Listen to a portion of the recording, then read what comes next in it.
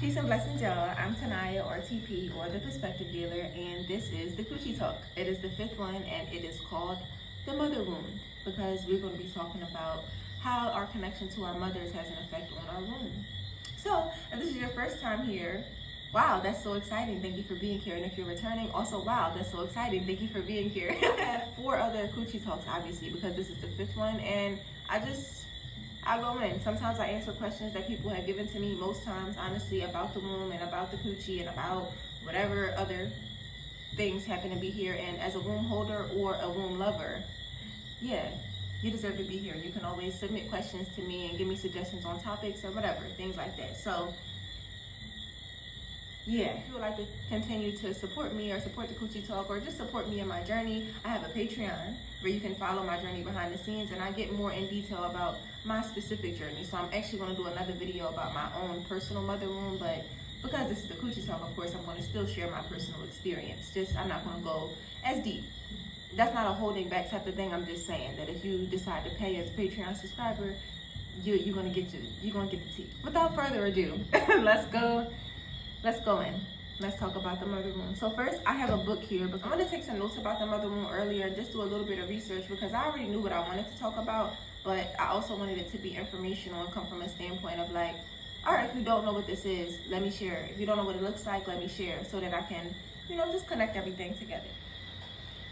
The mother wound has a lot to do with our emotional connection to our mothers and how anything that we didn't get from that experience can kind of trickle down and affect us in general. So let me pull out my little handy dandy notebook. As I was saying, this is where I did my research. If you ever had an unhealthy relationship with your mother, a relationship that was strained for, or made you feel uneasy, or just was like neglectful, there are like some chances that you have a mother wound that is still affecting you.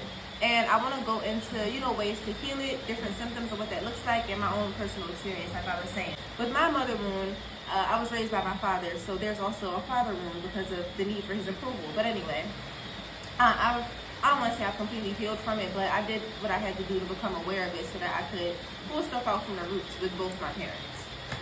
Yeah, but because we're focusing on the mother here, as I was about to say, she wasn't in my life for a large part, you know what I'm saying? By the time I was 2, my mom wasn't in the house anymore. And my dad started raising me alone. When she left the house, it was because she was going through an addiction, and, you already my mom, and that's already tough enough. But then to have a mother that's going through an addiction, it's more difficult. So that shaped a lot when it came to me. But of course, there was some neglect there. Because she was out of my life for such a long time, I did have some unmet emotional needs because my father wasn't the most emotionally available, right? Yeah, we are human beings. We are human beings. And I feel like even if you're not a human being, everything on this planet that has a mother, it kind of needs their mother to survive. And you start to see the effects when the mother is not there. But there are still times when the mother is present and maybe she's like hypercritical, and so that causes some type of perfectionism within you that you feel like you need to perform for it. There are just so many ways that our relationship with our mom could affect us. So it can affect your self-worth, some other healthy relationships, and even your attachment styles. And the common themes of it are unmet emotional needs, perfectionism, self-worth issue, patterns of self-sacrifice, some guilt and some shame by the way you internalize your mother's struggles, if that's the case, and then boundary issues. So these are more so symptoms of the mother wound. Like if you resonated with any of the things that I just said and it connects to your mother, there's some healing to do. What I wanted to talk about specifically in my situation and how it trickled down for me is like my difficulty in connecting with women and having girl friendships when I was younger. I just had this mistrust for women, and oh wow, that felt strange to admit, but I couldn't trust my mom, so it made it hard for me to trust other people who would show up in a feminine aspect. And then it made me neglect all of my feminine qualities and kind of just like push it away from myself because I didn't want to be anything like her, and anything like her meant a woman and I wanted to be more like my dad. And I actually had this scale in my head where, this is my dad on one end, this is my mom on the other end. And if I tipped the scale ever to be closer to her, I would feel like, just such a terrible person. I would associate every negative trait that I had with my mom to anything that was like being like her. And that would be bad, right? And then this would go down to masculinity. So I boosted up the masculinity so I could be everything more like my father. Instead of putting myself on the ends of the scale, I put my parents on the end of the scale, and I use them to measure, what things look like. Some mistrust for the feminine that can even look like dressing a little bit different so that you don't show any feminine qualities. It can really get so deep when it comes to this mother wound stuff. Yo, I know I'm kind of jumping all over the place right now just because I knew that I wanted to do this video and get it out there. And it was never a rushing type of thing, but it's like all of my excitement has my mind jumping all over the place and like blanking in some spaces. So let me center myself real quick. I was reading this book a few years ago, maybe 2022, a couple years ago. And it was all about, it was called Romancing the Shadow. So it's about going into your shadows to look at like finances and family patterns and all these things, but as it relates to the shadow. And in the beginning of the book, this woman shared a story that she had with her own mother and how there was an allergy that she had strictly from her mom. And that resonated so much with me because I also had an allergy strictly from my mom. And once I healed the main root cause of that one issue, I didn't have that allergy anymore. And it was the same thing with that woman. So I felt very seen in that moment. I'm like, yo, this stuff really do work and this stuff really is that deep.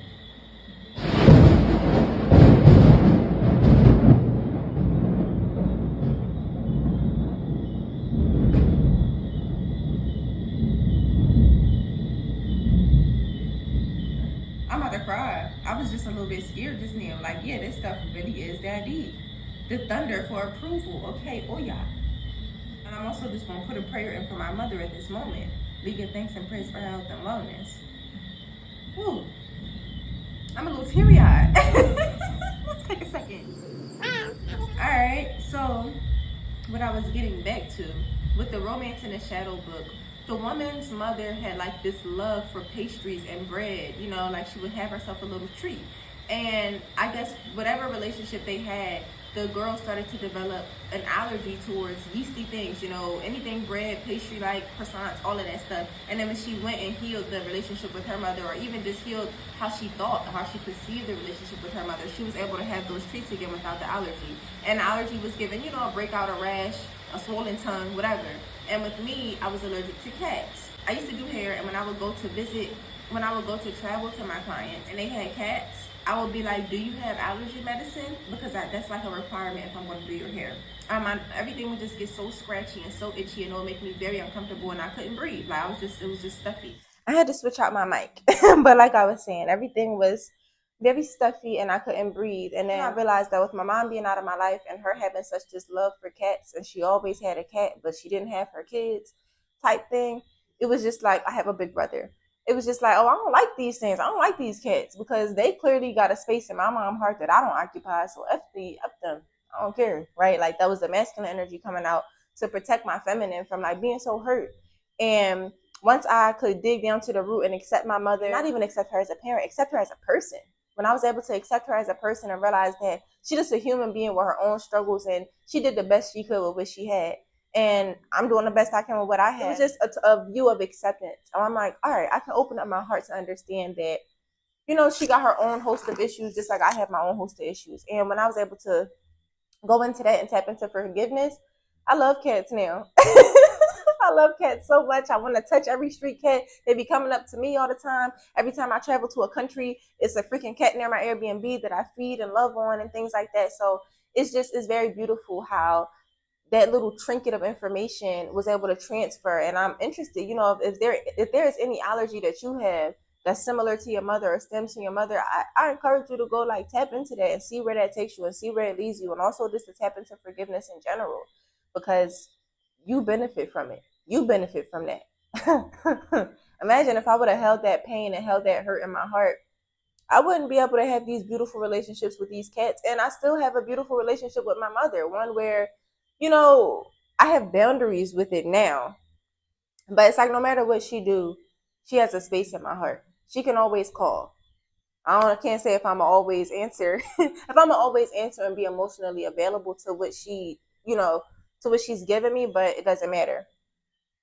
I'm not holding resentment in my heart. There we go. I'm not holding resentment in my heart from how things were as a child, but I still need my time to heal from the things that be happening as an adult.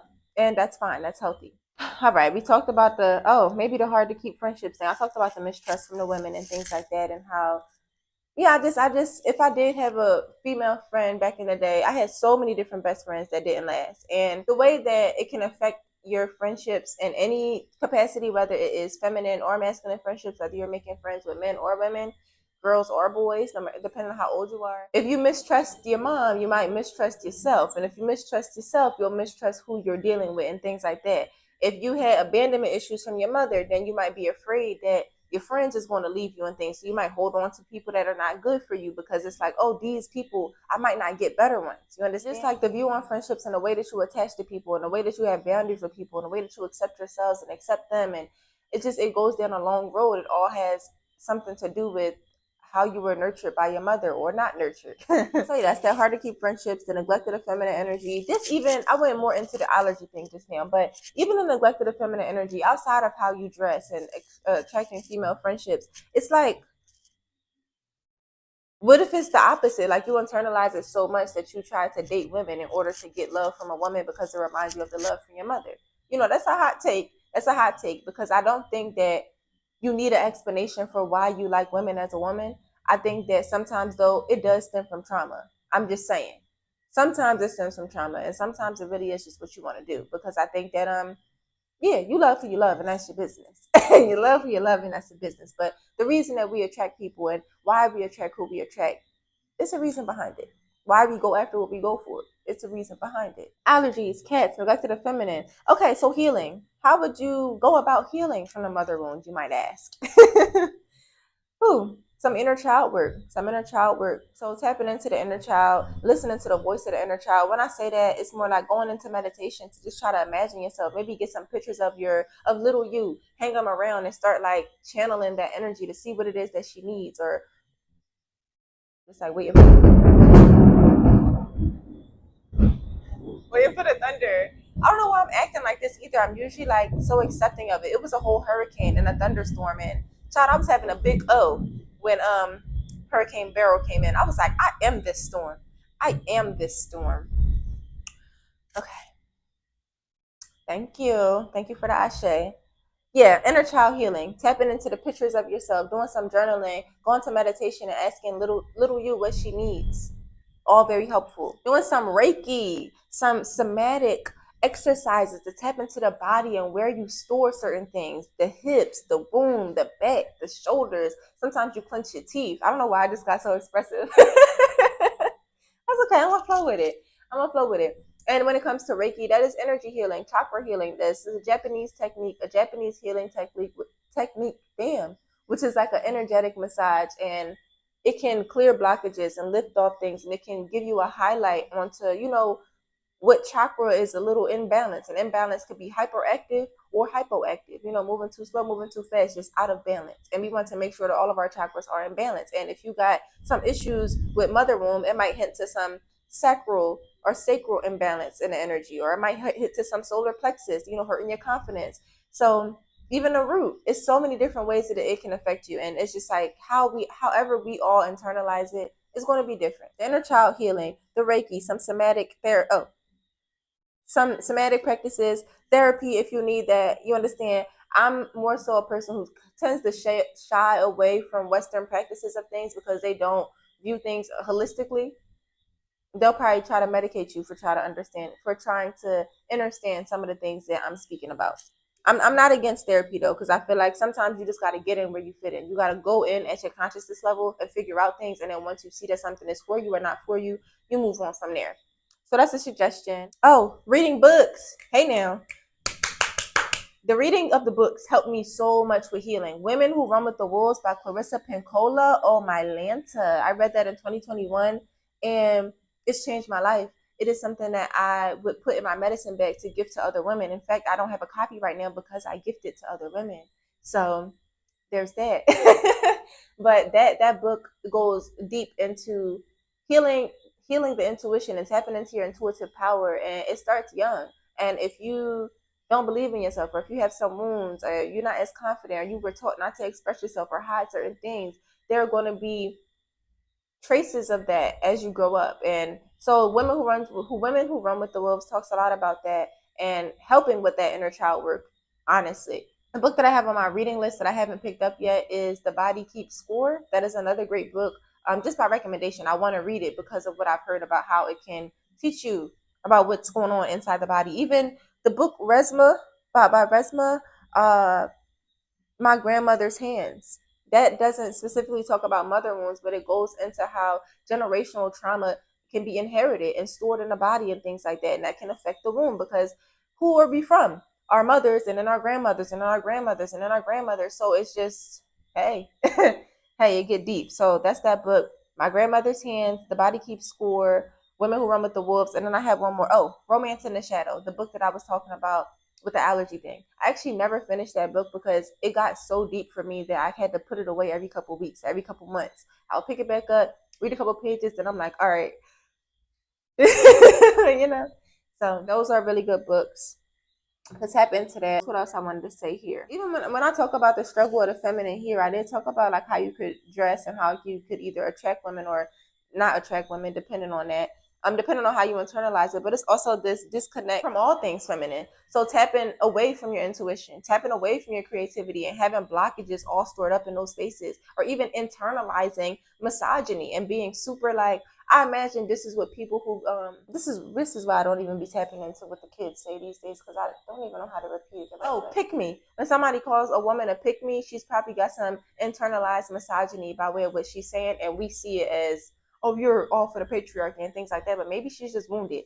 And sometimes they just have very unpopular takes and people call them a pick me. So there's that too. When it comes to the womb, when it comes to our reproductive health, we know that how many Black women have are diagnosed with, I'll say, fibroids and cysts and endometriosis and things like that, because I think that we got some of the most internalized, inherited trauma simply because, I mean, do I really have to explain that?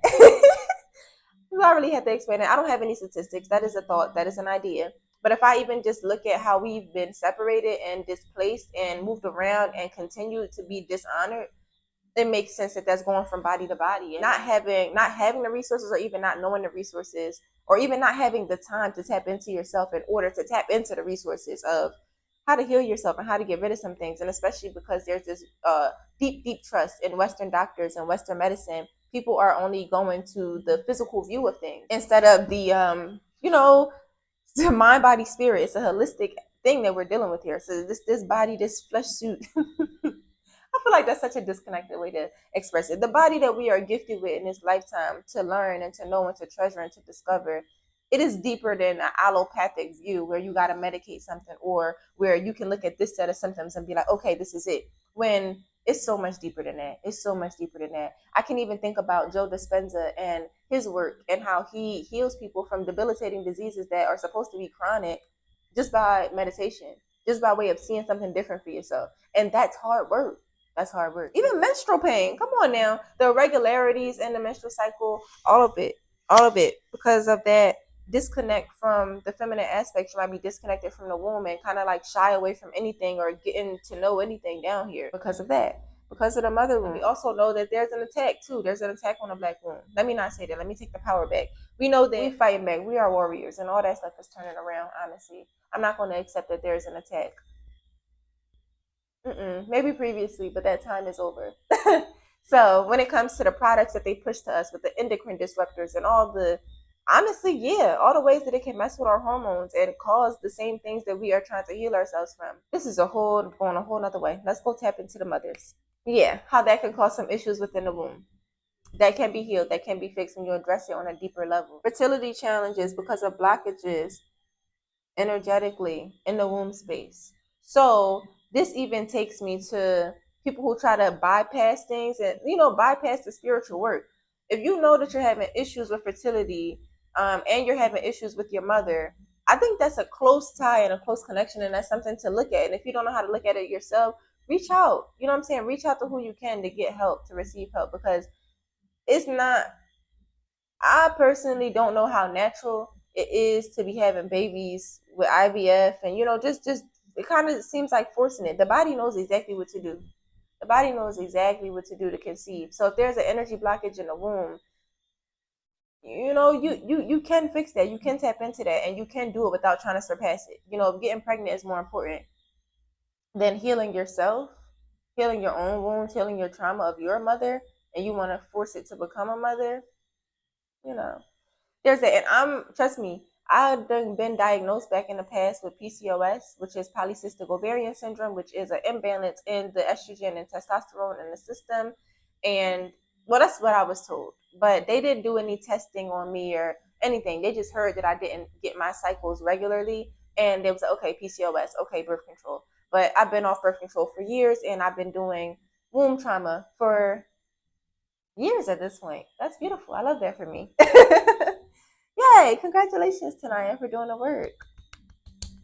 And then the suppression of creativity, meaning not even just the creativity of you creating a human being inside your body, but just the ways that you express yourself could have a blockage. Feminine ways of expression, dancing. Baby, these hips was stiff and wouldn't move a damn thing for a long time. And then when I started to fall in love with dance and I started to be okay with dancing in front of other people and moving my hips and having more confidence in the way that my body showed up in the world, not even just me, but my body. You feel me? I used to have so much body shame, which is another mother wound thing. I just felt so much shame around existing and having people see me. Like, yo, why are y'all looking at me? Why do I exist? Why do I have this body that people can observe? It went deep. It really, really went deep, and that's why I'm here to speak about it and tell you that it's really real. But I think that the thunder confirmed all of that. The thunder confirmed it all. I'm so grateful that I caught that on video. The difficulty embracing your sexuality, I talked about that too when it comes to attraction, body shame, just talked about that. Ancestral and generational trauma. So even if it's not from your mother, it could be your mother's mother, it could be your mother's mother. And it's getting passed down because it's been suppressed, because there wasn't enough time, support, or resources for it to be, you know what I'm saying, transmuted and healed. So now you get the opportunity to do that for all your foremothers. Like, how beautiful is that? You know, it may feel like some pain, but my friend got a song, and she said something about through trash finding treasure. And I feel like though the generational trauma I wouldn't necessarily look at as trash, it is some stuff that you kind of got to go into the darkness and go into the void to see. And that's where your treasures are, honestly. If you can really face that and dig that up and go into that, baby, you're doing that for so many women before you.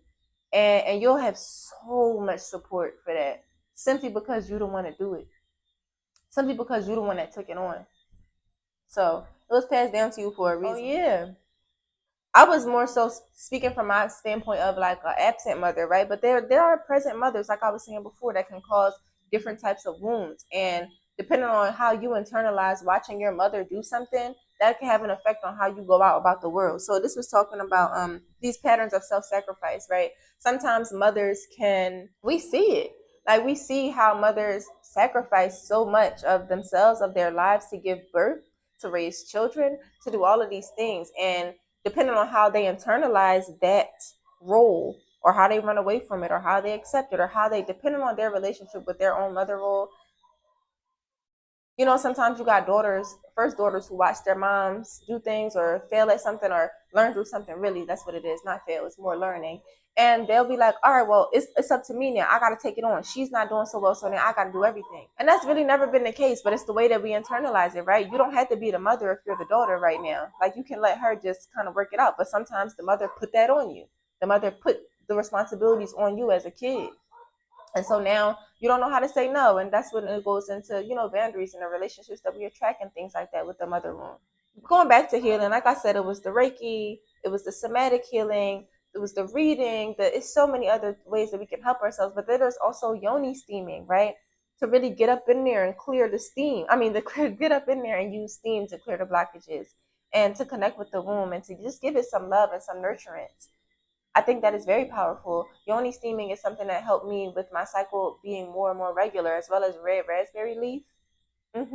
That tea was very delicious and very amazing. If you're having issues with your cycle coming on regularly, I would start drinking some red raspberry leaf tea, because when I started drinking that, I could depend on my cycle coming every month, and I didn't need no damn birth control for that. Okay. And then the last thing that I have written here, I can go ahead and close the book now, is womb prayers. Praying for the womb, actually. So I don't even, oh wow, have I finished my challenge? I started this challenge called the Present and Honest Challenge, the pH Balance Challenge. And I asked women to join me, and they were to submit a prayer for themselves and a prayer for their mother. And for 45 days straight, I've been praying for them, I've been praying for me, and I've been praying for their moms, and I've been praying for my mom. And that's been healing. There's been some things that come to the surface about my mother as of late. And the way that I'm handling it, the way that I'm dealing with it, it just shows me This is a reward for the work that I've done. Yeah. So imagine that. Like, you just pray. You pray for your mother. You pray for your womb. And you pray for that connection. You pray for the healing. You pray for the grandmothers. And you send love. That's powerful stuff. I think that we have gotten away somehow from the fact that prayer is a form of action. That is doing something. That is doing something. Even that, it's like a using a feminine aspect has happened to the feminine, right? We're going to talk about it. We're going to pray about it. We're going to envision it. We're going to see the vibrancy and exuberance and health of our wombs in this moment, and then feel what that's like to have no more fibroids, to have no more cysts, to have consistent cycles, to be able to conceive and carry a baby full to term, to give birth naturally, to yes, this is the vision that it looks like, and I'm sending that energy to you, and I'm holding it for myself. Okay.